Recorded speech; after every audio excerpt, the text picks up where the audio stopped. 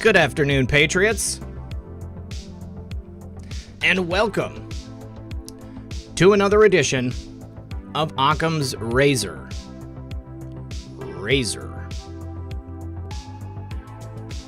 As always, I'm your host, RP. Joining me live in the studio, my co-host, M3. And today, my friends, we have a bunch of good music. Excuse me, a bunch of good news to discuss. It's always good music, though.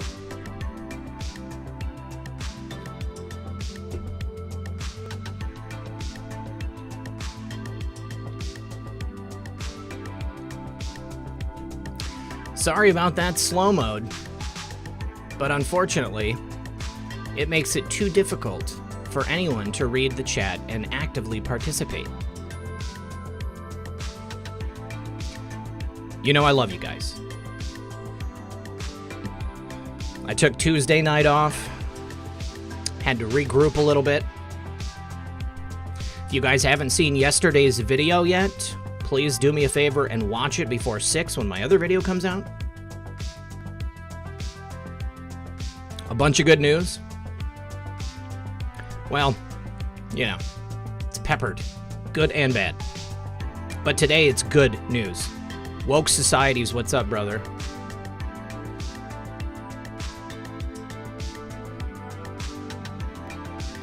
Patriots from all over the globe. Thank you to the mods, Wheezy, Jojo, Real Red Pill Mom, Real Red Pill Girlfriend. Anybody else who's here and I haven't seen them yet, appreciate you guys helping out, keeping the chat comfy. If you guys haven't subscribed to Woke Societies yet, please go ahead and do that. Craig Mason, if you're out there, keeping the conversation reasonable, certainly appreciate it.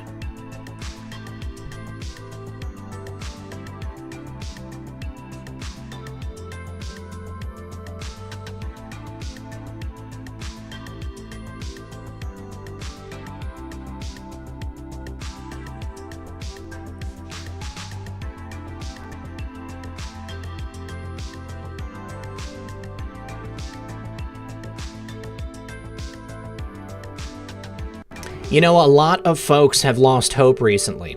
There's a lot of despair going around, more than a few sleepless nights, and with the stock market returning minus 10% since the start of the year, for a lot of people it's looking dismal, but it doesn't have to be. Crazy as it sounds, gold has actually gained ground by around 15%. That's a 25% more bang for your buck. It's probably something you've never considered before, like the way you've never considered Zoom calls or wearing a mask in public. Now all these things seem kinda normal, don't they? So should you be investing in precious metals? Gold, silver, palladium, and platinum have proven to be safe haven investments.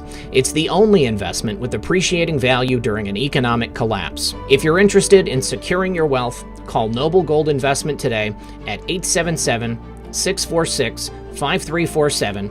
That's 877-646-5347. or visit the website at noblegoldinvestments.com. Once again, that's noblegoldinvestments.com. And remember, when you support my sponsors, you support this channel. Welcome back, everyone. Thank you for sticking around. First of all, today, I almost forgot the commercial, and I definitely forgot my clone. Okay, he's gone. He's gone. God, it's always such a weird sight to see that clone. All right, you guys. No, Pad 7, it was a tongue-in-cheek reference. This is only normal in the sense that we are living in 1984. It is incredible to me how unnormal the times we are living in have gotten to be. And the fact that there are so many people out there who want us to be living in this crazy nightmare upside down mirror world. That is what I'm trying to draw attention to. By saying that, it's my hope that people like you will take a look at that commercial and say, this should not be normal. Obviously, this should never be normal. And that's why it's been a little difficult for me as of late. Methods, how are you today? Ed, I'm doing awesome. How are you doing? I'm doing much better. You know, I took Tuesday night off. Yesterday, I think I did a good video. I talked about some of the things that have been bugging me, you know, why I have been feeling off. Just in case you didn't see the video, I'll touch on it just briefly. You know, there has just been so much bad news lately. It seems that you go and look at what's happening in this country, and the only thing you can find are just these horrific stories about just destruction and anger and, excuse me, the terrible situation we find ourselves living in. And right. No, I mean, I have that same conversation with a lot of other people who run channels and stuff, you know, all our mutual friends. Yeah. And the struggle of grabbing whatever news, you know, to cover new things to have for whatever hours that they do on their channels, and noticing the trend of it all just being negative. Mm-hmm. And it already, you know, because we're all human, you know, we don't like to see a lot of these things going on. But then to bring it on a show that's actually not just going to make people even more depressed, I totally get it. Right. And we've got Chad Calderon in the chat saying, because nothing is good. Nothing good is happening. Well, guess what, my friends? Today's show is going to be devoted to good stories. Stories of positive things taking place in our country.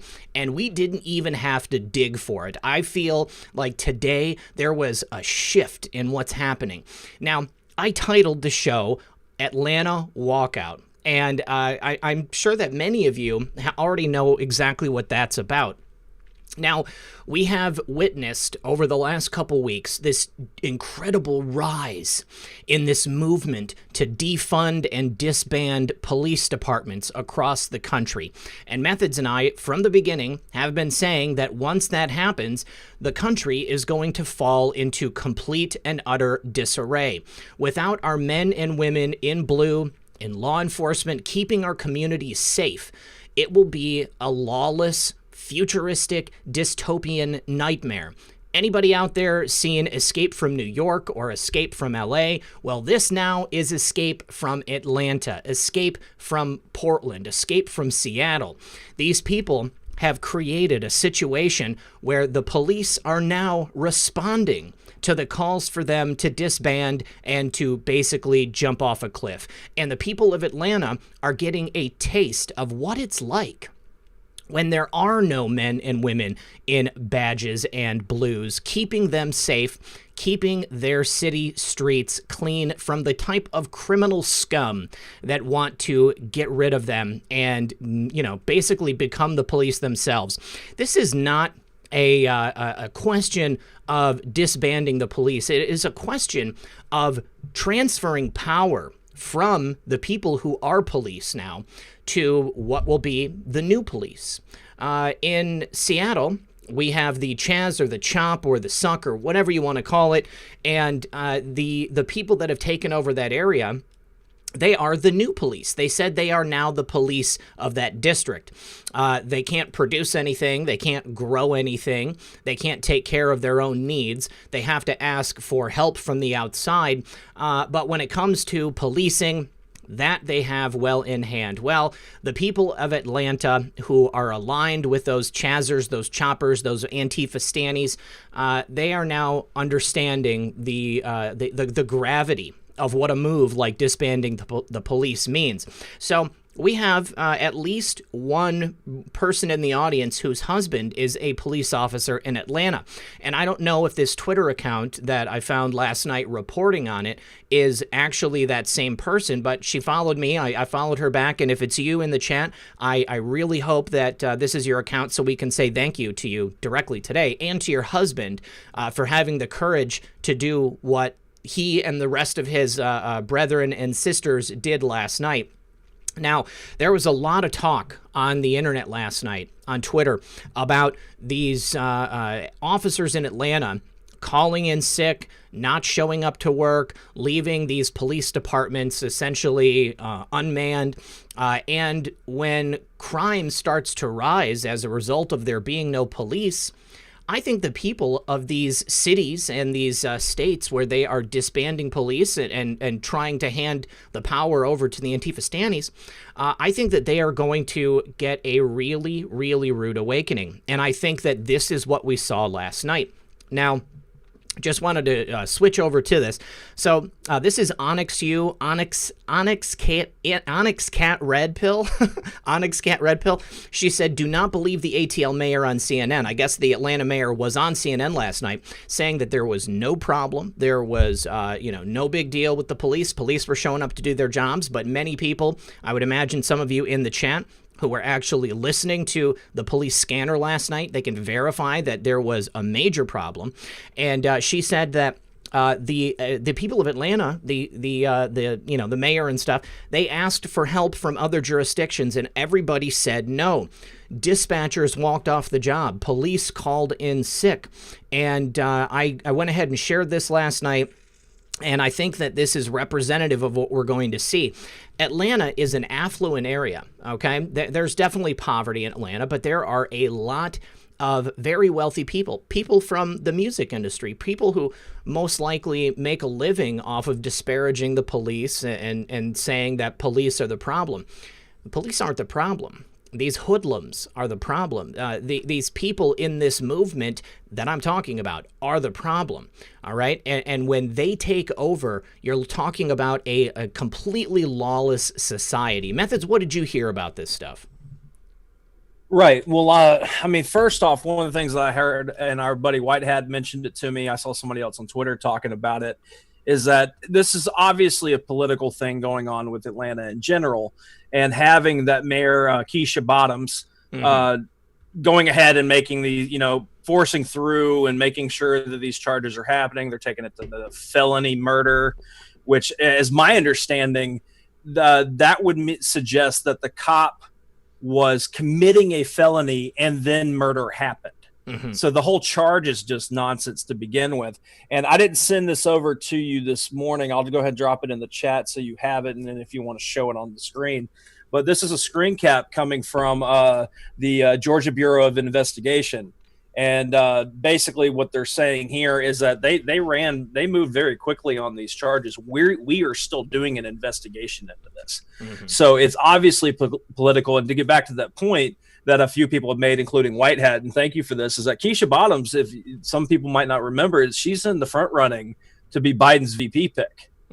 So to be on this, to be on that whole, grandstanding, cops are bad, we need to reform, we need to do all this stuff, she's doing that. So what I take from this, as far as the police, quote unquote, calling in sick or just not going to work, is that this is protesting more who they have to answer to all the way up the chain. Oh, yeah. And so that to me is it needs to happen that way. It's a lot better than everybody kind of just, falling in line when this is political and they see it as such. Because if you've got the Georgia Bureau of Investigation saying this stuff, like, hey, we're still going. We're still investigating this stuff. That was all premature that they're bringing up. Yeah. That lets you know that at least amongst the people involved in this, whether it's the police all the way up through the DA and all that, they all know what's going on here. It's just who's on whose side. And that's how you kind of create change on the state level, is when they have those kind of action reaction stuff that needs to be that way. 7D has arrived in the chat, says that DA that charged that officer in that lawful shooting at Wendy's with 11 felony counts, they themselves are under investigation by the GBI for fraudulent use of funds. And I would guess that they are probably a Democrat. So clearly a political situation. That officer was completely warranted. He was doing his job. And all of these police officers walking away, calling in, not doing their jobs, it's in direct response to these, people in authority over and above the police, not allowing them to do their jobs. So let's take a look. So, the Onyx Red Cat, or whatever her name was, I can't remember your name, but she had another tweet, and she said back in 2012, the chief of police, she was hit by a drunk driver, and she was killed. And after that, there was a huge crackdown on drunk driving. But now in 2020, you can be driving drunk. You can fall asleep in your car in the line at Wendy's. You can, resist arrest and then fire a taser at a police officer, and all of that stuff is fine. That's what these police officers are. This is the message they're being given. It's okay for them to just let all that stuff go. They should walk away. They should not even use their weapons in the the commission of their jobs. Absolutely ridiculous. So the people of Atlanta are now going to see what it's like without police on the job. Now, we actually have a clip here from it was Onyx Cat Red Pill. There we go. So here's a clip from Zone 6, Atlanta police radio traffic. And there are apparently 15 to 20 minute periods of absolute silence amid reports of officer walkouts. This is a clip from Cheryl Preheim by a police source. It's from Zone 3. The code 69 is a person with a gun. Let's take a listen.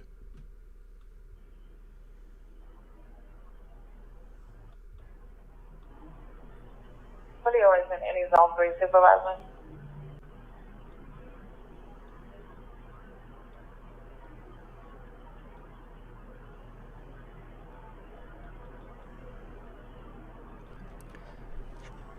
Radio raising any unit that can clear and copy of 69 at 135 University Avenue Southwest.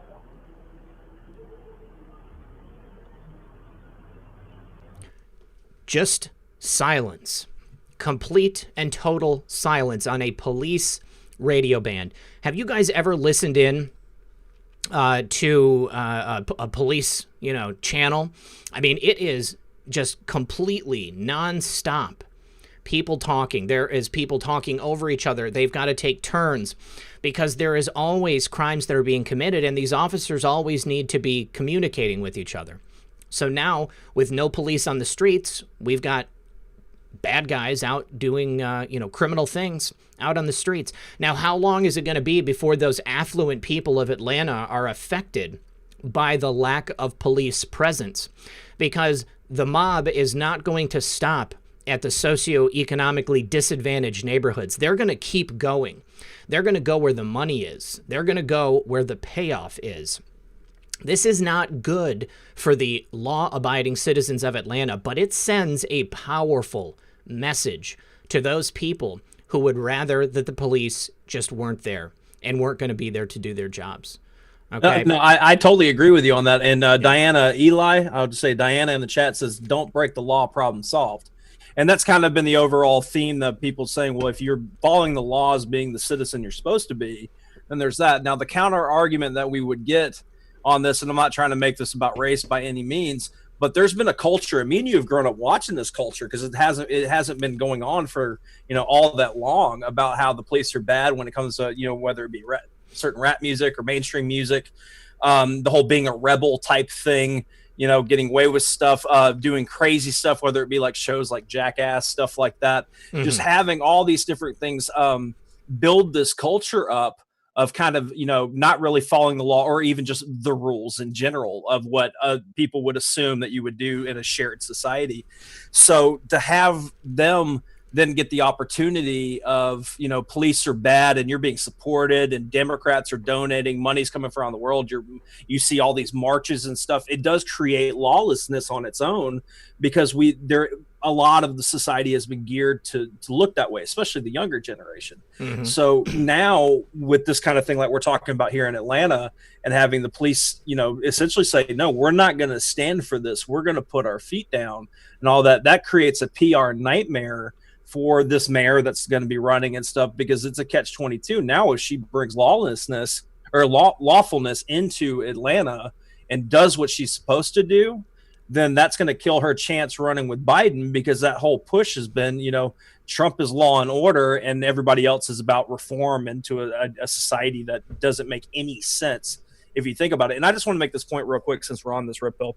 I spent some time last night. I was just kind of staying away from the internet because there is a lot of negativity. And not saying that people just being glass half empty type stuff, but it's just we are seeing a lot of negative things happening in the world, a lot of sad things, a lot of tragedy. It's a lot of videos.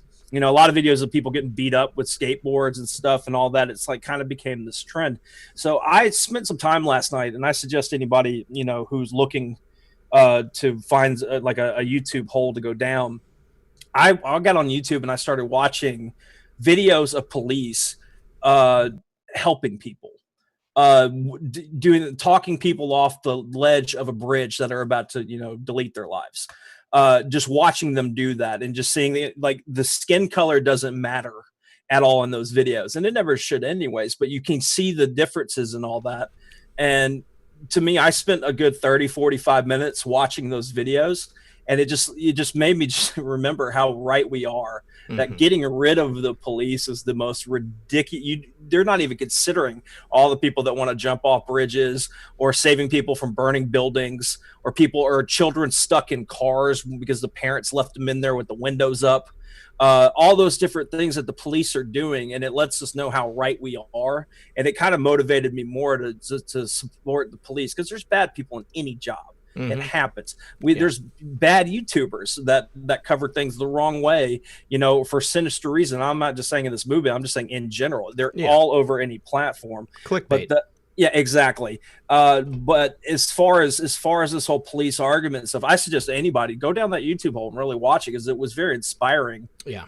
And made me support police even more. Yeah. Now, I believe it was Riesler or Diesler in the chat said they're a postal worker and they do see police on the streets.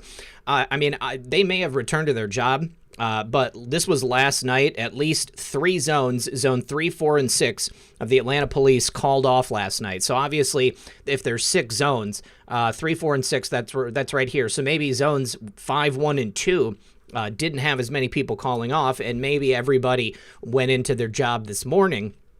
But, this doesn't need to be, a perpetual thing. I think that if officers just continue to do this every night, because I would imagine a majority of the crimes happen at night. That's when people are asleep. That's when every time my car gets broken into, it's at night. Every time somebody tries to break into my car, it's at night. People don't come in the light of day.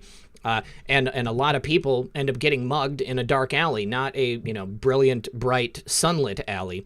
So last night said that somebody heard in a dispatcher spending 14 minutes giving a long list of code 12 calls. That's where no report is taken because they had nobody to send. So it doesn't even need to be 100% of the police in Atlanta. You have, 1 or more police officers that call off, and that shrinks the limit of the area that they're able to respond to and the number of calls that they're able to take in a night. And it increases the level of crime. It doesn't matter if you've got 1, 5, 10, 30 police officers that are there or are not there. You take away one of them, and you're going to have more people committing more crimes, and you're going to have less people who are safe. And that's what these people don't get. They don't understand that police are not just there when you commit a crime. As Method said, they are there when people need them to be. They're performing a public service, okay? These men and women who put their lives on the line on a daily basis are going where others don't have the courage to go, or who otherwise cannot go. And I salute them. And I say we need police officers on our street. And they need to be more than just people who come out when we need to have an arrest. I mean, they need to be part of the community. Community policing is something that has really gone the way of the dodo, because we have this this type of attitude that police are just evil and that they're only here to, pinch us or whatever it is. We need to have police be a part of our daily lives. We've had some, evolution of policing here in the United States. And in my opinion, it's fallen in line with the de-evolution of the educational system here in America. There's a book by Charlotte Iserby that I would highly recommend everybody read. And it talks about the, targeted destruction of the American educational system. And as our educational system has gotten worse and worse and worse, we've had an uptick in crime and, kind of an uptick in lack of morality. They're forcing every parent to go to work. You have nobody raising the kids except for the television or the other hoods in the street. And, and look on the streets what we have today. Can you imagine just 10 years ago? We had Occupy Wall Street, but that was a peaceful thing. But I mean, like, to see what we're seeing in Seattle, to see what we're seeing in Portland and in other areas, and continuing this thread, in Portland, they tried to set up another autonomous zone, the Patrick Kimmons autonomous zone. But here's the thing. They forgot that it was right next door to the mayor's residence. So the mayor of Portland was suddenly not having the lawlessness. As long as you keep it, you know, away from the people in government, as long as you keep it in the poor people neighborhood, that's fine. Take it over. Turn it into Escape from LA. Turn it into Escape from Portland. But here, Escape from Seattle, I meant to say. But here in Portland, take a look at this. The Portland police were not having it. Avenue and Northwest Irving, south to Northwest Everett Street. If you do not live inside a dwelling in this area, leave immediately to the west. If you do not leave, you are subject to arrest or use of force. This is the Portland Police Bureau. We are declaring a civil disturbance and an unlawful assembly in the area of Northwest 11, east to Northwest Avenue and Northwest Irving. They're not having it. They're gonna put a stop to it, or they are putting a stop to it, because the mayor doesn't want that happening. All of a sudden, the mayor of Portland, shall I remind you, is a supporter of this far left organization, which is taking over across the country, which is leading the BLM protests, which is leading the rioting and the destruction. Suddenly, the mayor of Portland is not a supporter of them. Anytime they've come there in the past and caused destruction of somebody else's property, you know, they were right behind it all the way. Refuse fascism. You got to resist. Oh, until it comes to my neighborhood, and now I don't want anything bad happening to me. So, Right. you know, I'm going to send in the Portland police. You know, this is what excites me, and why I want to say it is good news, because I knew until it affected these more economically advantaged people and these dims in government, until it affected them, they were going to be willing to put up with whatever, because they don't care about us. They don't care about you. They don't care about the people of their districts. All they care about is resisting President Trump. All right. This is not a, you know, how do they put it? They said it seemed like a music festival. Nobody's walking around with guns and extorting people at music festivals. Okay. Like, I don't know, unless it's like a Cypress Hill show or something. I don't know. But here's some more footage from Portland, actually. We're going to take a look at a couple of different videos. This guy, wow, Evan Schreiber, take a look at this. All right, so here is a picture of the blockade in the Pearl District in Portland. This is the Patrick Kimmons Autonomous Zone. You can see they clearly got their influence from Seattle. Now, here is some more video of the Portland police just declaring this a civil disturbance. Let's take a look.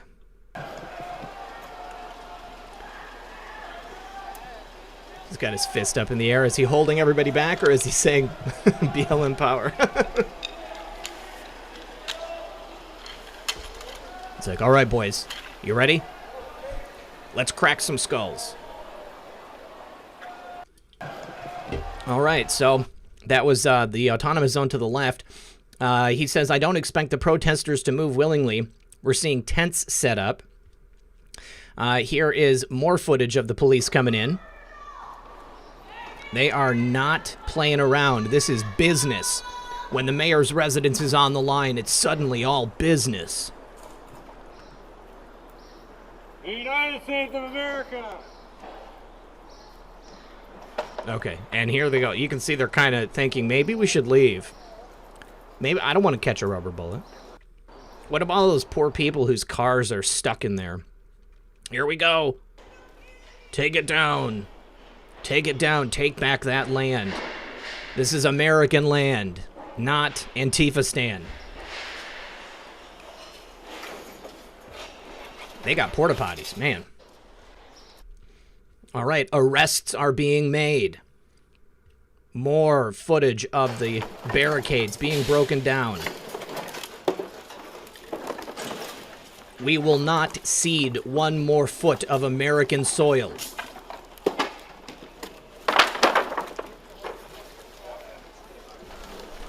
I'm surprised that it is not more violent, because of knowing the people who are behind it.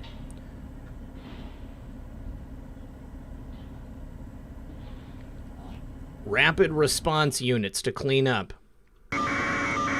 Here's helicopter footage.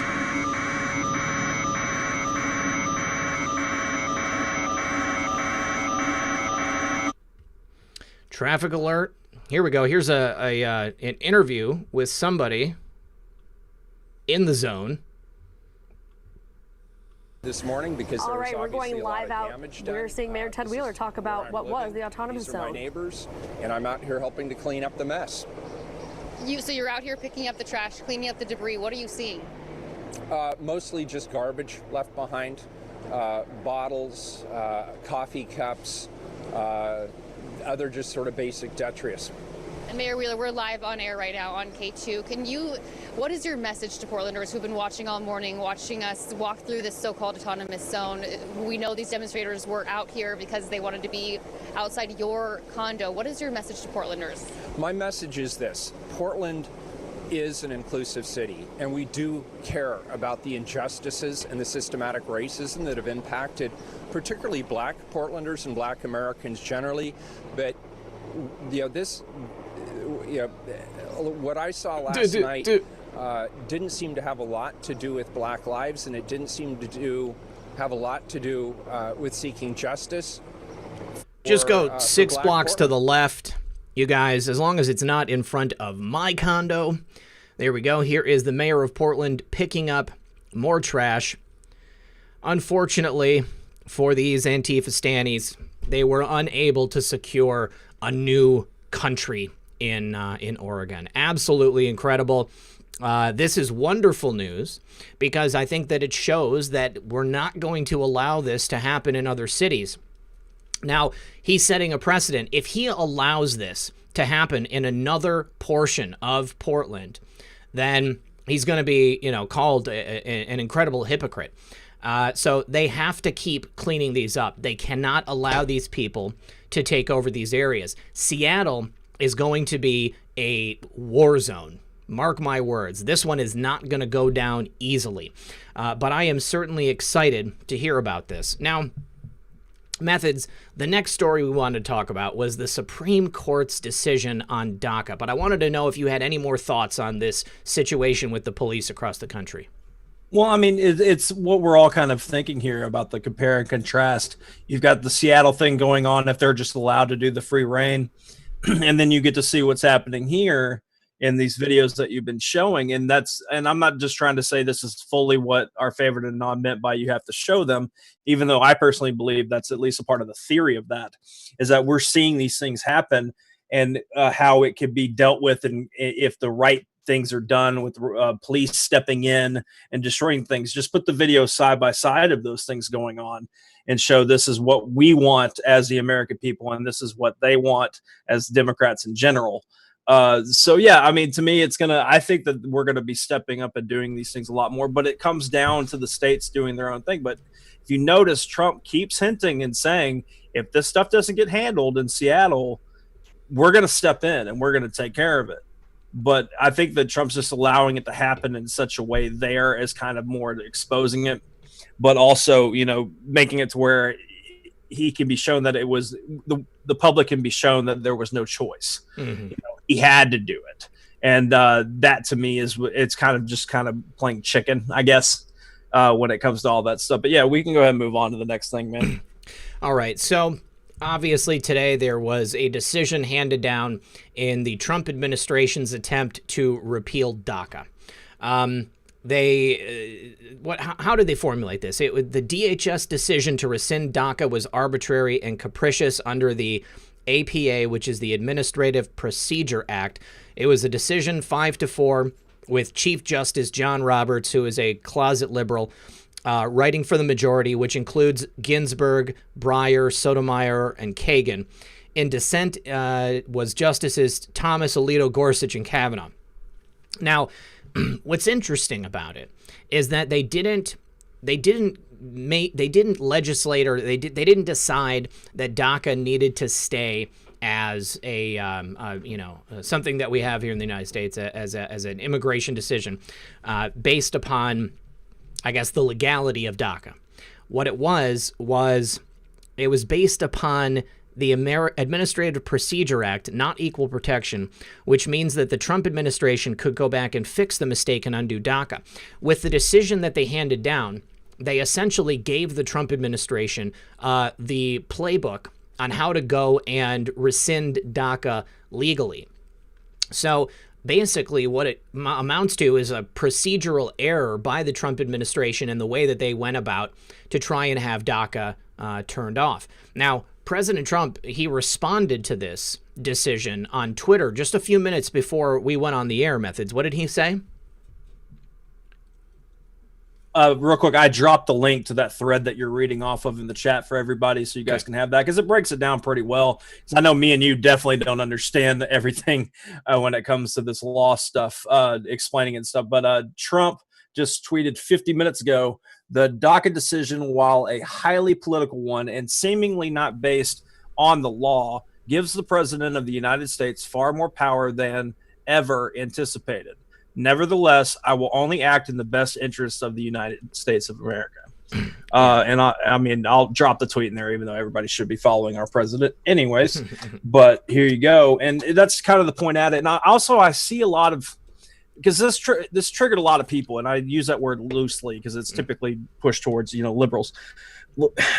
I get that, because it is a terrible thing. And then you've got people with huge followings making, comments and being frustrated about it, and it kind of just creates these wildfires. But looking at that Kimberly Robinson thread, like, for example, the Gorsuch and Kavanaugh, which Trump put in, both were against it. Mm-hmm. Right. So that's a good point to be made about that. So it's at least, Trump, you can't necessarily lay it at his feet. It also puts Chief Justice Roberts, in the hot seat and all this stuff, because he had to be the final decision on all that. But to me, the fact that it was just procedural and not in the equal protection side of things, like you were just saying when you brought, you started on this part, all they'd really have to do is kind of fix the paperwork and come back in with it, go about it the proper way. Because there was no argument made really when it comes to the decision about it being, the equal protection stuff. They were saying, no, you have to go about it this way. This is just not right. We can't vote it in. Yeah. So what's going to be the argument if they were to bring it back to the Supreme Court in a different way? But it also, like you said, it does kind of create precedents. And once again, I'm not fully, law fairy on everything, but it does create a precedent that now it's been in the Supreme Court at least a little bit. Mm-hmm. This has been covered. And Obama, didn't he bring in the DACA stuff through full-blown EO? Well, it was actually just a series of memos. He just wrote a couple of memos. One was the Duke memo, I think, and then the Nielsen memo from 9 months later. So all he did was say, this is what we're going to do. So what President Trump is referring to is the power that has now been made precedent in the Supreme Court by the president. So by Obama writing those memos, that was something that he should not have been able to do. A decision like DACA should have been done in Congress. It should have been legislated, but it was simply just a unilateral decision on behalf of the president. So Chief Justice Roberts, on this decision, he said, the dispute before the court is not whether DHS may rescind DACA. All parties agree that it may. The dispute is instead primarily about the procedure the agency followed in doing so. So Obama instituted DACA by simply writing a memo and saying to do it. And President Trump now, with this decision by the Supreme Court affirming the procedural manner in which he's trying to have DACA rescinded, it essentially means that President Trump, I believe, could just go ahead and write a memo saying we're not going to do DACA anymore, and that's it. Okay? The president now has way more power in the manner in which he can institute things, not simply through executive orders, not simply by asking Congress to legislate on things, but just by unilaterally deciding this is how we're going to play. This is what we're going to do. This is what we're not going to do. Now, that is a dangerous precedent to set. But President Trump recognizes now by the Supreme Court's decision, this is now the precedent that, it can be followed. I think it's a problem for the future. I think that President Trump is going to be responsible with those powers. However, I don't think the liberals are going to like the type of things that President Trump could now just unilaterally decide. Yeah, you explained it a lot better than I did, and I appreciate that. I'm sure the audience does. Yeah. But it does lean into things on that, and also, like I said, puts Justice Roberts on the hot seat, because you remember the infamous Soros clip from what was it, Davos in January, hinting at Roberts, since he was over the Senate trial, that they might surprise us and stuff. He was kind of hinting at the fact that Roberts could be, in his back pocket. And so there does need to be more and more heat. There needs to be more and more exposure against Roberts in general, because I know the mass majority of us don't trust him at all, whether he's controlled, bribed, whatever, or a useful idiot by choice. We definitely don't need him in that position. And I do agree with a lot of things I've seen today. Trump's second term is going to give us more, it's going to give us more seats in there. It's just going to have to happen that way. But, this is what it is. If anything, the last 4 years has shown us how legalese and this entire system they've created off of precedent by breaking, giving rulings that are unconstitutional, but it makes it constitutional in a way because now it's been used as precedent in a weird way. They've created this like cat's cradle of a mess. And we're now seeing how that needs to be cleaned up. It needs to be simplified and brought back down to logic and reasoning in the Constitution in general. Yeah, the separation of powers in the United States right now is completely destroyed. There is supposed to be a manner by which things are done. And over the years, the president, the court, the Congress, they have completely perverted it. And I don't know how we're going to be able to get back to that unless, is it possible that we have a new constitutional convention or that, certain things are stripped away to take us back to, I guess the heart of how it is that we're supposed to be running this country? I mean, it's a question that is too big for me at this time. I forgot about something that I wanted to mention. And this it went back to something we said at the beginning of the show. And we talked about it a little bit the other day. Neon Revolt, his posts the other day, talking about his personal, I guess, misgivings about what's going on.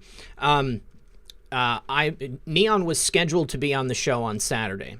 And he's still going to be a guest on the show. And he and I are going to have a debate about what's going on and talk about, I guess, his feelings and I'll talk about my feelings. So, I just want to say that Neon is human and he is a friend and he'll always remain a friend. At the heart of it, I think that people should be allowed to speak their minds without fear of, being completely destroyed by other people. On the other hand, I can understand how people were upset, maybe dismayed by what he said.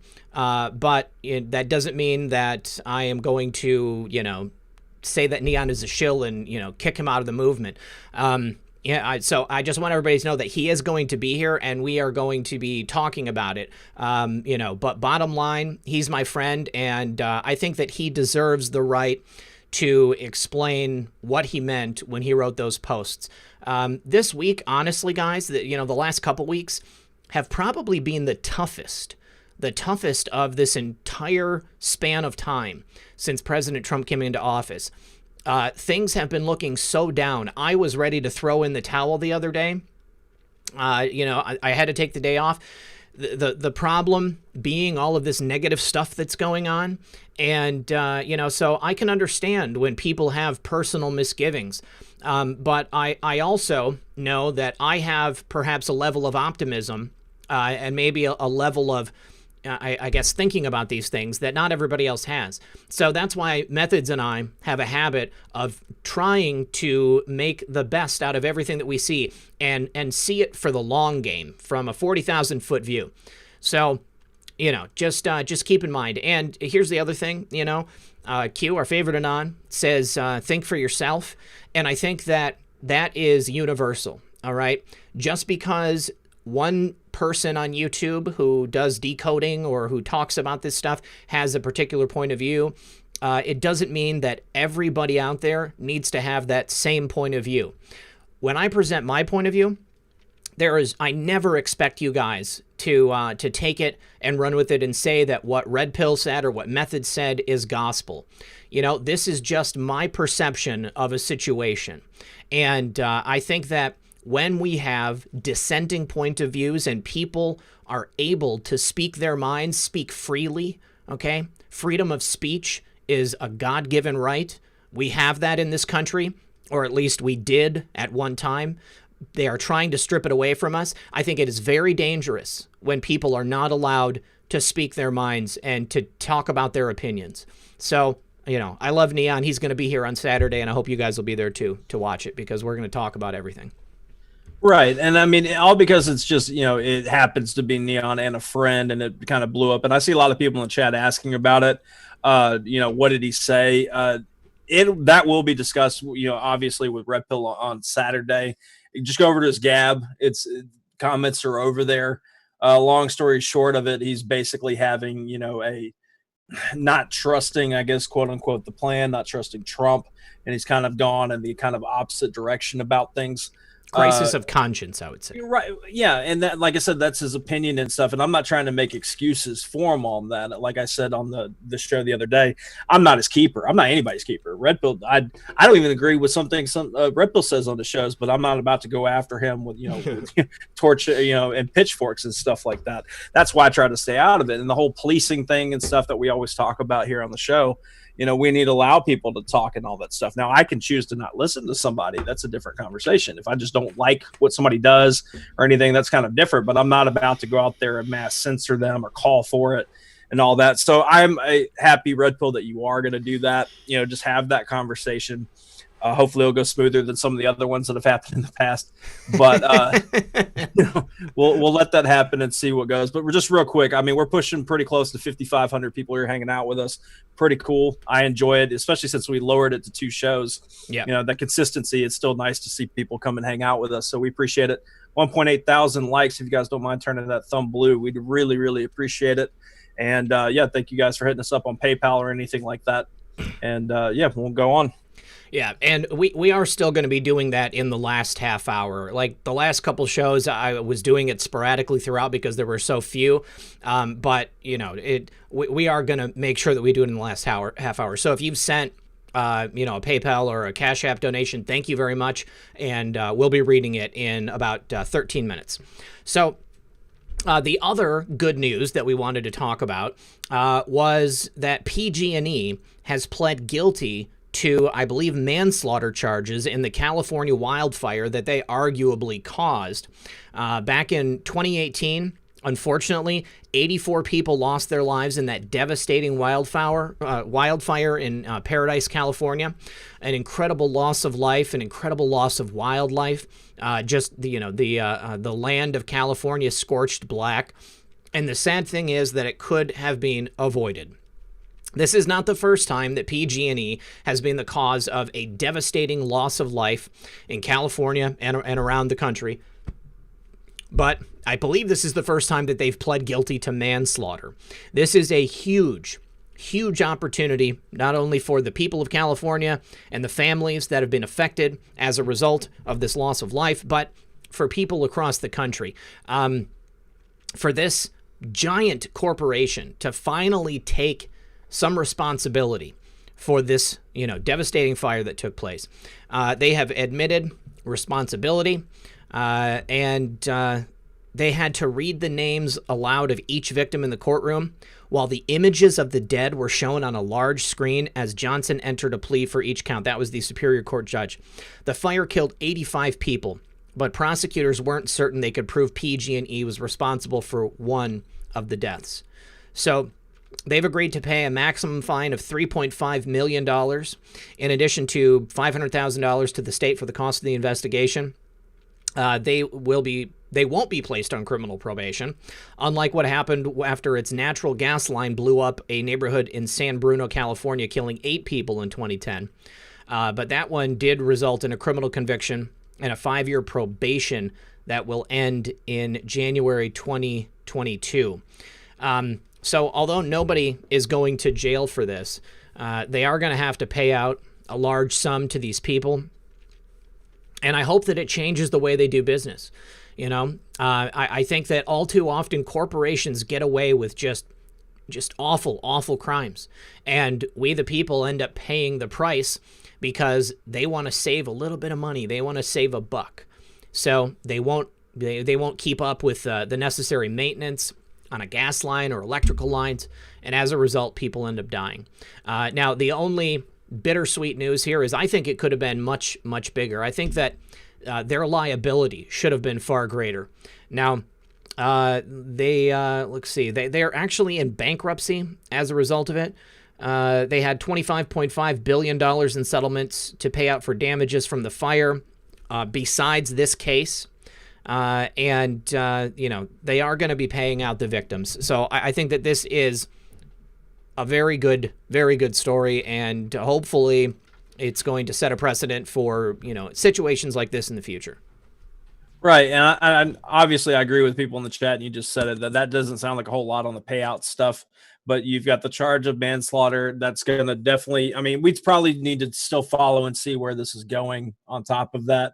And that payout, you said it was how much? Well, as far as the damages itself, their bankruptcy deal for victims of the wildfire includes $13.5 billion. Okay. So that's not just the $3.5 million that we all heard, and we're like, whoa, wait a second. There's way more to it. Yeah, $3.5 million is only for the manslaughter charges, and then they have an additional sum of money that they're paying to the state. But $13.5 billion to the people who were affected by the wildfire. So, I don't even know how many people were affected here. There was just a outrageous number of people who were displaced. But if you were a person who was affected by the Paradise Fire, I would like to hear about it. And I'd like to know, if you're comfortable discussing it, how much the settlement was from PG&E. I would imagine that it would have to cover your total losses. The loss of your property, the loss of your home, the loss of your possessions, probably, time from work, and imagine how many people are, never going to be able to go back to work. How many people were scarred horribly as a result of this? Yes, do. Jay Chin says do. We all saw the videos. There's a lot more to this than just a company not cutting brush. There was a lot going on. But I think this is good news, okay? And I wanted to bring it to you guys because PG&E needs to pay. I'm sure everybody's seen the movie Aaron Brockovich. That was another situation where they poisoned a whole community. Let's see. Charles Pixley says he will be in Cheyenne by 4 p.m. Oh, Cheyenne. That's, I know where that's at. Yes, I know where that's at. All right, so another bit of interesting information, and this is going to be controversial for some people in the audience, but, we talk about corruption wherever corruption goes. We don't blame a group necessarily, but just because somebody commits a crime and they happen to be a member of a church or a member of a race, it's not necessarily the reason, or generally speaking, it's not the reason. It's because they are more likely part of a culture. And Hollywood, as we know, is one of those cultures that kind of breeds this disgusting behavior. But Leah Remini put a tweet out, and she said that victims of victims are being heard when it comes to Scientology. Now, apparently, the Church of Scientology does a very good job of silencing dissent and silencing people talking out about them. Leah Remini famously had a program, talking to people who had left the Church of Scientology. I didn't actually see it, but the whole story is in regards to Danny Masterson, who was charged with raping 3 women, and perhaps more, but this is what he's being charged with right now. Now, he was on That 70s Show when these allegations came out in 2017. He was on another program, Methods. What was the name of that program? It's something called like The Ranch. I don't know. The Ranch, yes. It's Netflix show. But yeah, we've all kind of followed the situation that happened, or a lot of us did, with Leah Remini, because she did go to walk away and stuff, whether you trust her or not. Just she spoke a lot of things, and they all targeted her and all came out after her and stuff. So I kind of take it for what it's worth on that. But she brought up a good point in her tweet about the victims being heard and all that stuff. And she also brought up the fact that this is just the beginning for Scientology. Mm-hmm. There's going to be a lot more coming out on this. Now, why, after she's built all this time trying to build up credit after walking away and being attacked like she did, I know I remember it, everything she was going through. I mean, to imagine this come out and go after Scientology, because now you're going to see victims like winning in court and justice happening towards him, because that's 3 people hard. It's going to be kind of hard for him to fight. And we know, obviously, you know, what was it? Weinstein definitely had a lot, you know, opened the floodgates on a lot of this stuff. Imagine all the names that we've seen tied to Scientology start having these accusations come out. And I don't even think Chris D'Elia is involved in that stuff, but he's getting the accusations against him now. You know what I really just disgusts me about the Chris D'Elia story? They're saying that he's being accused of grooming underage women. There's no such thing as an underage woman. There are underage children, okay? But once someone turns 18, they are a woman, okay? When they're under 18, they are still considered a child. Obviously, I know in certain states the laws are fuzzy or they're different, but Chris D'Elia grooming children is a completely different story than Chris D'Elia grooming underage women. It's grooming, it's illegal, and I'm glad that it's coming out on him. Now, a point about this Scientology story, you know, and why I said that they are good at, you know, keeping information in. It's in the exact same way as the Catholic Church was good at keeping information in and protecting the people of their own. Catholic Church didn't want information that would be damning to the church and to their, you know, their priests and deacons and whatever to get out. So the Church of Scientology also didn't want bad information about their members to get out. In the same way that the Democrat Party doesn't want information about their people to get out, like Keith Ellison. Okay, Keith Ellison, who's got a mean right hook from what I've heard. I saw some awful video and heard some crazy stuff about him. But, you know, the point is that power structures protect their own. They tend to rally around the people who represent the greater collective and make sure that bad stuff doesn't come out, so then it doesn't reflect poorly on whatever organization it is that they're a part of. And I want to be clear about this in the same way that I've been clear about Catholicism or, you know, I guess whatever it is. It doesn't matter, because every church that I've ever, you know, heard about, there's been some horrible people that were a part of it, in the same way that there are horrible people in every level of society. Psychopaths seek out the ability to control and, you know, I mean, have their way with people who are weaker than them. And that's a major problem we have here in America. That's why we have so many psychopaths who are in Washington, D.C. in government. No, I definitely agree with that. And I'll just go ahead and speak on the behalf of, like, I grew up, I know people in this audience know, I grew up a preacher's kid, and I watched the corruption happen, and the church was Pentecostal. You know, I watch these things happen, and we hear these stories, especially being in this movement. We hear a lot of different things going on. That is to say, like, if you are a practicing Catholic, we're not calling anything about you as a person, or even your leader that you go, you know, to mass and listen to and all that stuff. We're not talking about that, but we're talking about the, you know, the corrupt side of things that everything ends up getting like a poisoned well at a certain point with that. And on the Scientology thing, any group that completely shuns you, cuts you off, cuts your family off of you and all that stuff, and you know this, if you leave, you're threatened with it, and then they practice it to a T, has something to hide. Right? Because, like, why would you do that? Why is it a bullying thing to keep people in unless what's on the inside doesn't need to get out? And that's why having this happen to Danny Masterson, and I do believe that we're going to get more coming out. Somebody in the chat said that Tom Cruise is jumping up and down on Oprah's couch somewhere. It's pretty funny.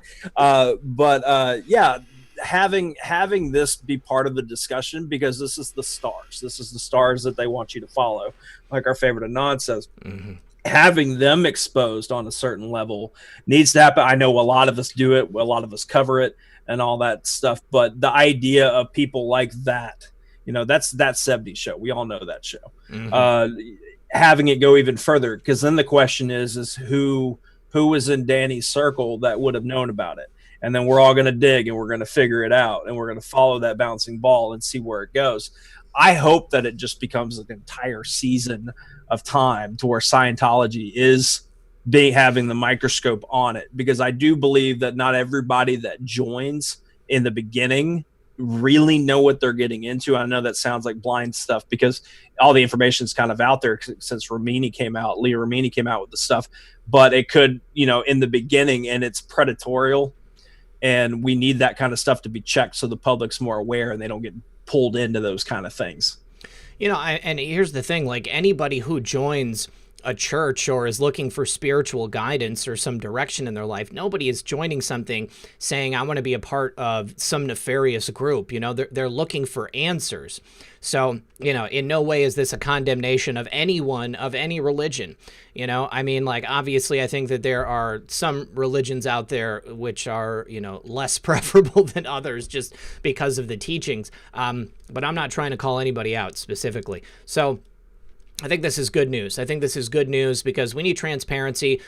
We need the people who are going to be abusing, people with, weaker minds to, have some light shed on them. Also, well, we got to 2:30 now, but I did want to discuss also this incredible story out of Florida where we had 17 individuals arrested for CP, and it includes Disney employees, a nurse, an underwear ingester. This is Grady Judd from Polk County, Florida. Now, Methods, correct me if I'm wrong. I believe I've seen Grady Judd, doing a press conference for these types of things before. I believe this is not the first time we've had a CP ring broken up down in Florida. But, right. Well, I mean, we've had articles come out at least in the last few years because of Disney in general and people being charged for having kind of stuff on their computers and all that. But I mean, that I don't really even want to read that headline again. And I suggest that everybody don't really read this article during lunch or anything like that stuff, because I can't even go through it. I was reading it in a group voice chat. And I had to stop just because it's just really that far. But to that point, having these kind of people busted and that kind of connection of people towards a group of them, there's a whole lot of it. That stuff that metadata can be looked in on, paper trail that stuff digitally to see where it goes. But I mean, if anything, it's always a victory when these people get taken off the streets. Yeah. I mean, it's bittersweet because it's awful that these things happen.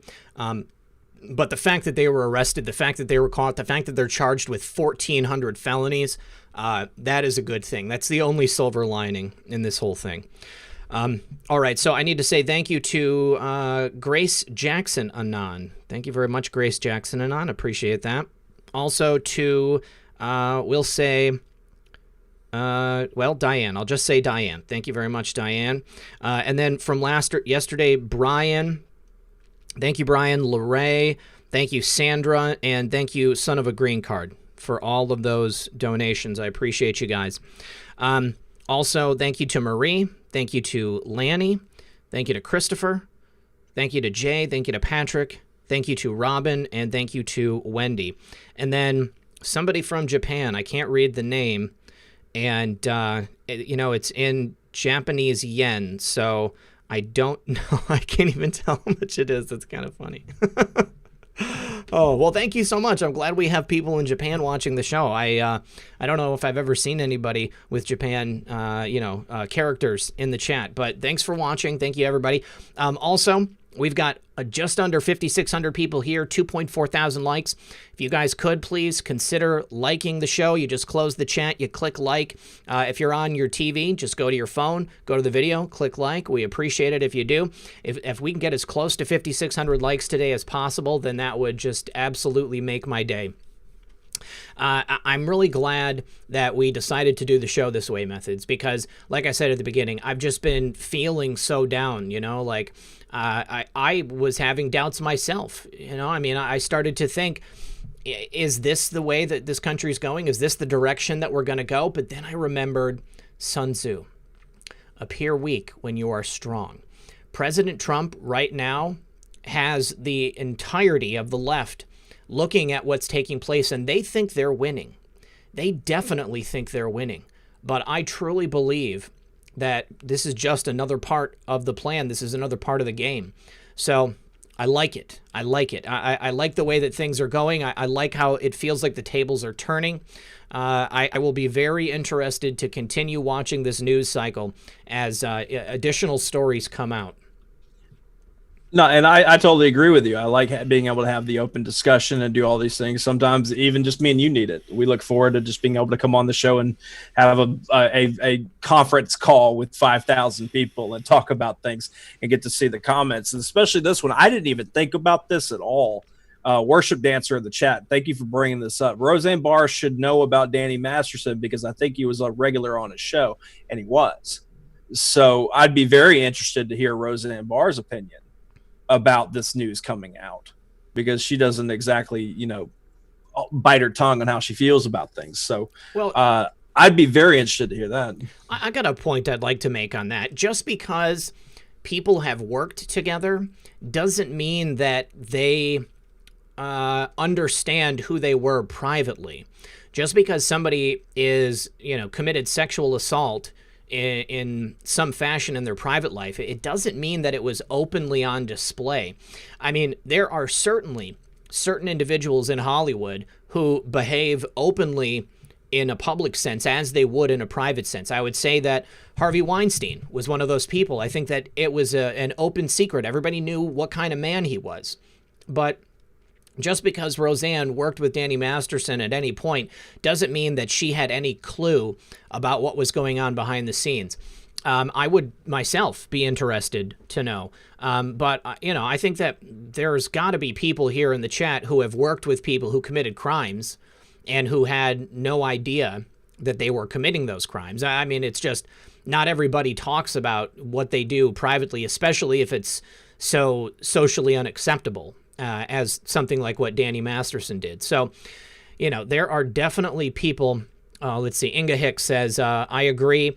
They may have worked together and worked in the same circles. Doesn't mean they know each other's lives. Exactly. Right. Well, and I'm not bringing it up to say, oh, she knew or any of that stuff. Hopefully that was implied. But I'm just saying, like, somebody who worked alongside somebody, especially over years that somebody's growing up because he was younger, just kind of here, I'm just saying I'd like to be a fly on the wall or be able to ask her even privately, what she thinks about hearing news and stuff like that. But it's just how it goes and all this stuff, man. I saw something in the chat I was going to read, but this thing jumps on me. Yeah. I'll find it. Oh, Seabass says, true, Red Pill. I worked with a guy and he was a wife beater. I never thought. Yeah. Okay. Oh, okay. So 100 yen is $1. Okay. Sweet. Thank you very much. No, but that one that you just read, that actually just helped me remember what I was going to talk about. I actually had that kind of case happen before too, and I want to keep the details close because I wasn't exactly planning on talking about this. But I had started a new job years back, worked alongside this person. They had just gone through a bunch of stuff, tragedy. I could tell that he wasn't being completely honest with me, but like, so you just meet him, you don't know. And I had offered to pray for him, and I did. Mm-hmm. And moved on or whatever. He ended up leaving the job. I think he got fired, if I remember correctly. And then I end up seeing people talk about him on the news, on the local news. Mm-hmm. And they were doing the report, and they were, how they have to do the refresher on a report before they get into the news stuff. Mm-hmm. And the refresher on the report was that the guy was recently, around that time I just started at that job, was being questioned by the police for the murder of his girlfriend. And it turns out that new report was showing the proof evidence that he was the one that did it, and he was locked up. Wow. So I was literally with this guy within 72 hours, something like that, just on a job site. And he had recently did that, but the police questioned him and they couldn't make any, connections to it. So you never know who you're really next to. And that's why you always got to be, especially with us on the internet being anons and stuff like that, it can be a little crazy. But yeah, being around, I just look back at about the conversations he had. And I'm like, okay, that makes sense now. Stable Genius in the chat. Do you watch The Quartering? Stunning and brave. He always says stunning and brave. I like The Quartering. I would actually like to have The Quartering on the show, but I think he's too big. I don't know that he would actually, I would be able to get a hold of him. But yeah, I mean, it's a great point. I mean, people who commit crimes and who don't want to get caught, I mean, they're not going to necessarily talk about it. I mean, perhaps unless it's, people who openly use drugs. I mean, that's, generally there's a certain level of social acceptance among people who are drug users that, they don't mind talking about that stuff. But when it comes to, burying your girlfriend in a swamp or, abusing your wife, I think generally those people don't want to talk about that stuff. Now, somebody in the chat, I think, was it Up3, said that Roseanne was quoted as saying she divorced Tom Arnold because he was addicted to adrenochrome. I don't know about that one. I will certainly ask her about that in private. But I think that, she might have divorced him because he was addicted to cocaine. I mean, he's definitely admitted that one before. But Tom Arnold is a weirdo. I don't know that I can trust anything that Tom Arnold said. The Quartering is like a comic book pop culture channel that I watch. He talks about, SJW stuff really. And he's a good channel. He's kind of a little, he's left leaning, I think, but he's willing to discuss things. He's interesting. If you like comics, if you like games, if you like pop culture stuff, he does a lot of videos on stuff I don't necessarily care to watch, but sometimes he puts out some good stuff. So let's see. Lee Richards says, I was blown away last night that you doxed your real name, even though most already know anyways. Yeah, I just figured I'm just going to start, saying I wanted to change the intro, and I figure I'll just, introduce myself as Zach. I'll say, hey, it's Zach. Everybody already knows my name is Zach. So some people, Michael Cole said he couldn't believe it. He thought my name was going to be David or Paul or something like that. I can't imagine, my name being David or Paul. People have oftentimes in my life called me Josh. And I don't know why, but that seems, if they get my name wrong, they're going to say Josh. Right. Okay. Well, let's go ahead and just ask the chat here. What name did you think Red Pill had? What did you think his name was before you just heard that? Or had heard it in the past? So yeah, I'd like to hear what people were guessing. And I'm sure there's going to be some very ridiculous ones out there. Look, my mom says I like Nerdrotic too. I watch Nerdrotic, Mom. I didn't know that you watched, Gary. That's hilarious. Yeah, Nerdrotic is a good channel too. Also, Midnight's Edge. I love Midnight's Edge. I watch them a lot. Jason, Dave, Paul, Doug, Cosmo, John, David, Matt, Sean, Charlie, Alex, Peter, Mike, Jeremy, Chaz. yeah, Chaz. Yeah, you're a total Chaz, man. Leroy Jenkins. Bardicus. Rufus. I saw Rufus. Yeah, that's good. Rupert. Wendy, come on. Dexter. Chadwick. I could see that if we didn't have the TV show. Dexter would have worked. Roger. I love Dexter. That was a good show. Right. It was kind of a guilty pleasure.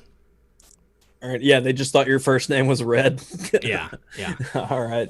That works. Sigmund Bartholomew. Yeah. No, I had a few people ask me why. The message was, why did Red Pill dox his name? And they'd give me no context, no link, no nothing. And I'm like, what did Red Pill just do? I was like, did he share a screen cap or something he didn't need to, or something? I mean, it's because, what's his name? I can't remember his name. John Barber. John Barber called me Zachary like 50 times in an episode, and ever since then I've just been like, oh, everybody sends me an email. They're like, hey Zach, guess what? Right. And it used to bug me at first, because I was like, I didn't tell anybody my name. I don't want people calling me my name, but it's just gotten to the point where I just embraced it. I remember when you accidentally doxed your face on camera. That was funny. Right now, the face. I think I actually, I guess I'll give full disclosure. I think I still have the screen cap because your face is priceless. I don't think I ever told you about that. Yeah, I think it's on an old computer. I'll have to look for it. It's your face realizing that you were streaming to 3,000 or 4,000 people and showing your face for the first time. Yeah. I'll have to find it and let you decide what you do with it, because it's a meme for days. I'll tell you that, but I'm not going to hold it over your head. I'd like to see it. And you never told me that you screen capped it either. That was pretty funny. It's just for my own, like, this is pretty funny. This face is not going to be. I wasn't going to hold it over your head. It's just like, just the look on it was like, I want this, so I took it. Yeah. It is what, and on Life, man, we screen cap. For sure. But yeah, no, I definitely like a lot of the name stuff and all that. When I found out your name was Zach, it didn't really surprise me. It kind of made sense. on all that. And yeah, we'll just definitely just call me Methods. That's fine. Yeah. So, there was a ton of people after, like a couple people before that. And I think I played it off pretty good. But once John Barber, like, just completely outed it, like there was no turning back. I was like, I can't not. I have to totally admit that this is my name. I just couldn't do it anymore. It was so funny to watch happen because I know how you felt about it. Yeah. And I was watching that show and he would just say, well, Zach. And I'm just over here just dying for you.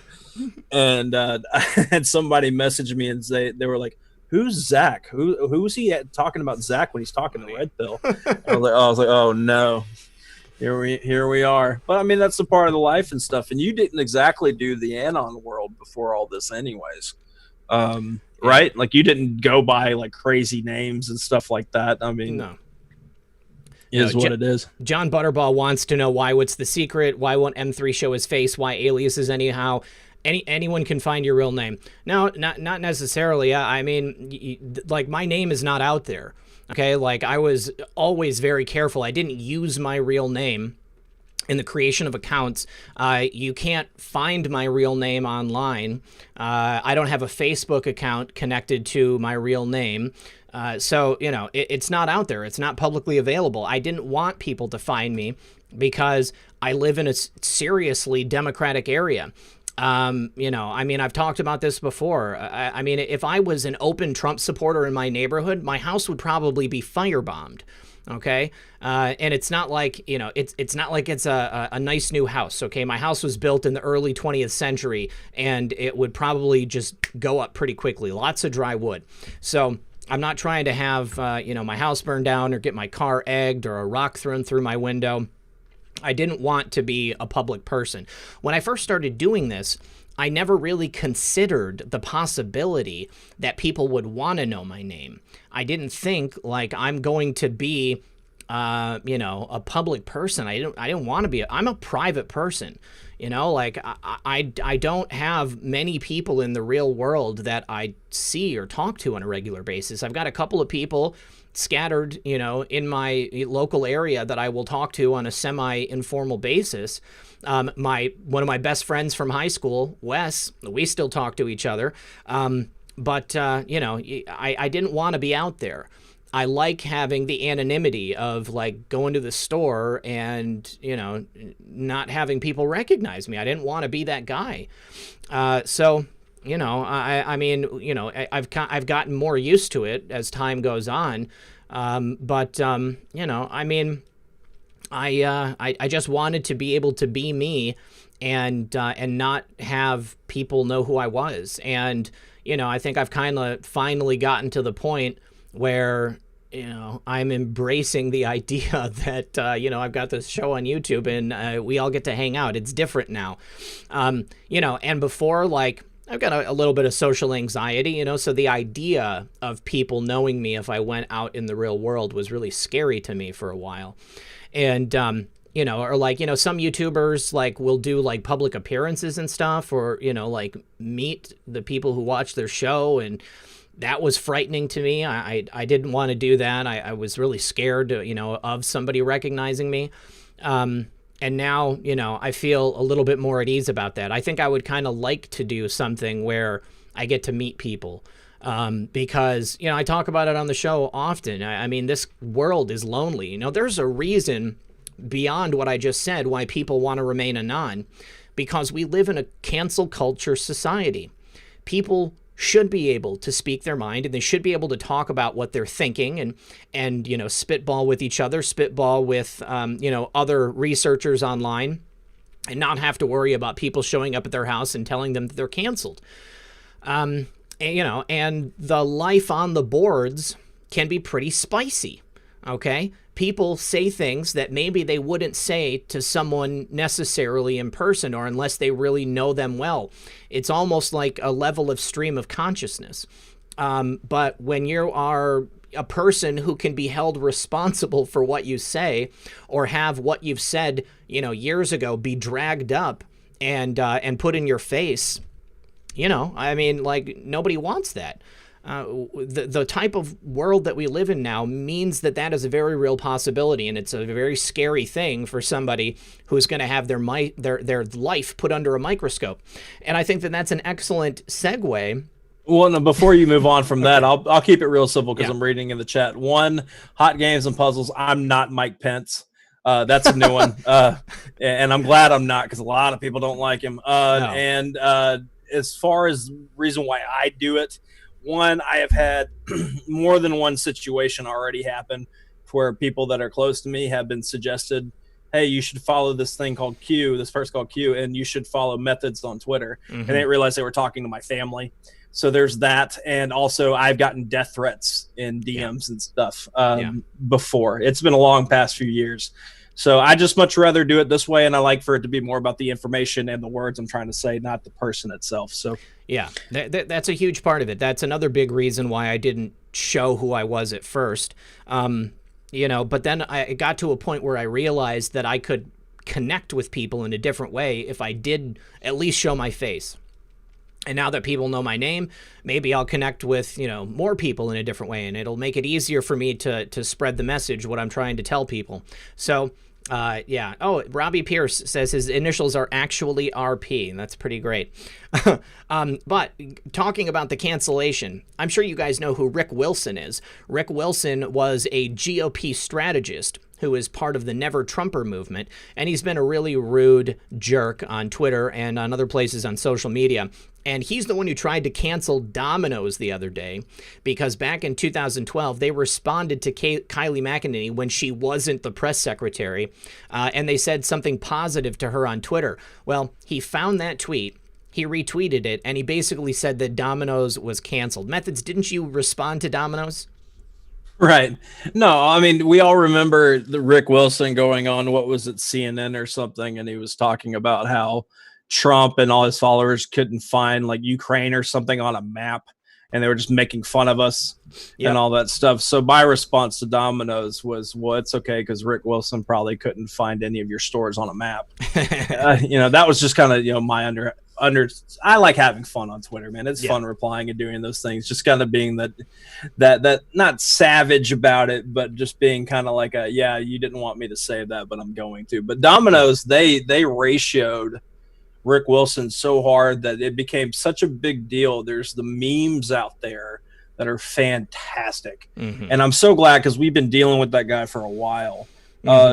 So yeah, I'm excited that happened because people don't like him anyways. I even think people on their side don't like him, so they didn't mind him being taken apart by the wolves. Yeah, and thank you, Lisa, for that donation as well. So why Rick Wilson got canceled is because somebody went through his Instagram and his wife's Instagram, and they found some saucy tweets and posts.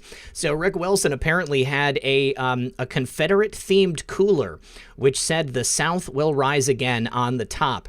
Meanwhile, he's trying to cancel Trump and people who follow President Trump, calling them all kinds of isms. Now, here's the tweet where he said that you just killed your brand. And Domino's responded, "Welp, it's unfortunate that thanking a customer for a compliment back in 2012 would be viewed as political. Guess that's 2020 for you." And Caleb Hull went on his Instagram, and look, this is Rick Wilson posting a photo of a cooler with the Confederate flag on it. He asked him, "Why did you delete this?" And then Rick Wilson blocked him. And then he continued to look through there, Caleb, and on his wife's Twitter account found that she had also posted the exact same Confederate-themed cooler, which said "The South will rise again." Now, he tried to message her. She told him to F off. And then they found another photo. Caleb found another photo with the Confederate cooler in it. And then Molly, his wife, tried to deny the fact that this existed, said it was a Photoshop job. And he responded, basically, showing her the link of where it was posted.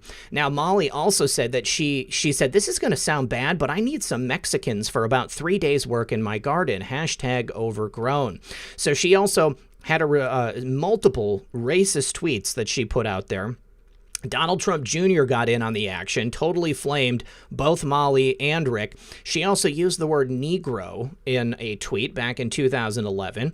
And, you know, the thing about, and she had horrible things to say about Barron Trump. After she also got upset, she claimed that the cooler was her son's and then said that anybody who would attack a kid is like a terrible person. And then they found this tweet from 2017 where she talked about Barron performing an act on Steve Bannon, something like that. So, you know, to my point, people who want to cancel are now the ones getting canceled. And I think that's good news.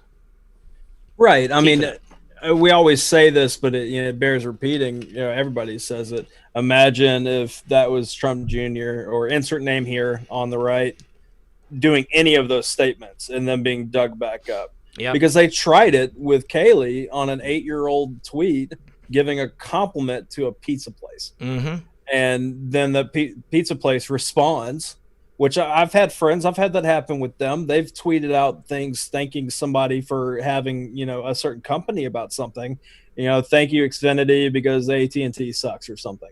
And they've actually gotten replies before from them. They're just doing their customer service job. But for that person to go back 8 years looking for that kind of stuff and then thinking, oh, I got him. Like imagine being him clicking like send on his tweet. Yeah. And he's like, I'm about to destroy Domino's and get Kaylee at the same time. This is going to be epic. I'm going to be booking CNN and all that to talk about it. And then Domino's just takes you down with one tweet. Yeah. You know, and the whole point here is that this cancel culture is ridiculous. Okay. I watched The Flash on CW, and the actor Hartley Sawyer, who played the elongated man, he was just canceled and fired from the show because he, you know, made some jokes in regards to women and other things. You know, I don't know, back in 2011, something like that, probably when he didn't realize that he was ever going to have any level of notoriety. But the point about it is that this has gone too far, okay? Nobody should be getting canceled. We should really lighten up a little bit. This is the same kind of thing Methods and I talk about when people get triggered in the chat. Now, Hey Jude says, Ashton Kutcher was in That 70s Show and The Ranch. What does he know? It's a fair question to ask. He very well could know something. Love Vibration says, red pill stay the course. And keep the faith. The toughest part of the race is the last 10 feet.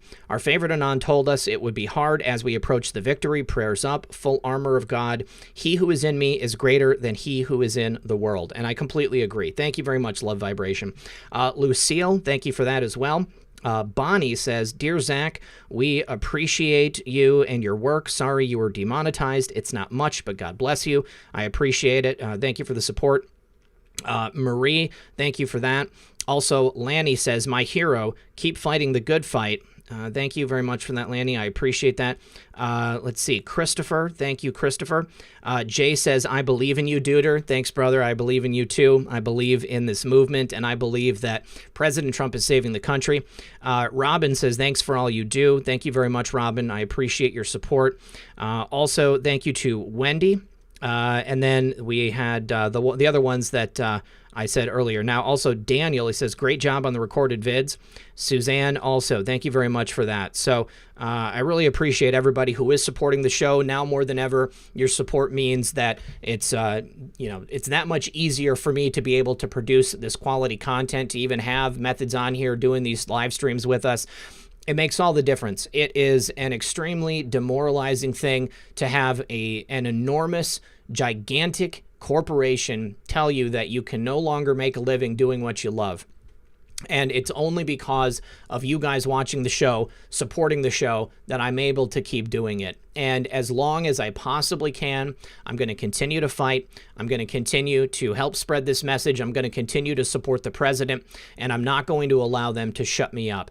Also, you guys, if you want to support the show on a regular basis, I have Subscribestar and Patreon. That's in the description below. I know the mods have dropped it. I want to thank the mods so much for helping out every time we go and do a live stream.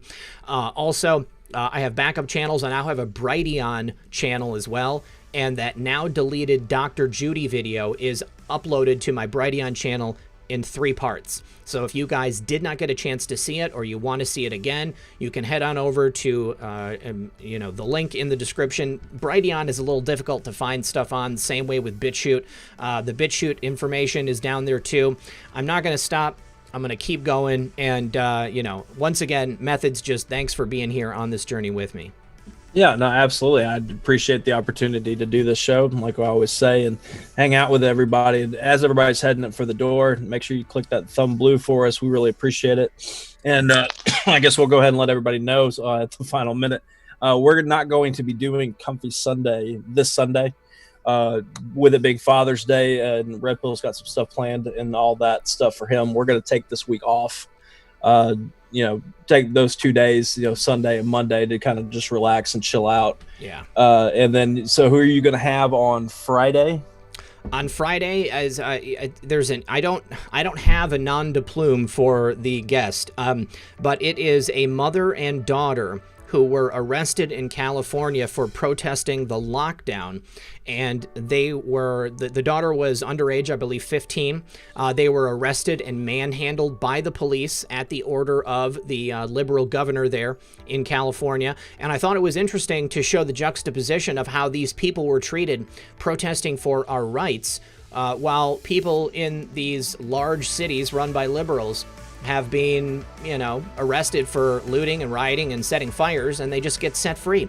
So make sure to join us for that very interesting show on Friday. Then, of course, we have Neon Revolt on Saturday, and then I'm going camping on Sunday and Monday, and I hope that everybody here who is a father has a very happy Father's Day. All right, guys. Well, we're at the end of the program. Once again, thank you for joining us. I had a great time, you guys. Really appreciate you being here. Appreciate you putting up with, all the IRL stuff that comes down for both Methods and I. Sometimes are going to be easier than others, but the important thing is that we keep on fighting. I totally agree. All right, brother. Good luck. God bless. I will see you guys at 6 p.m. for another edition of Red Pill News.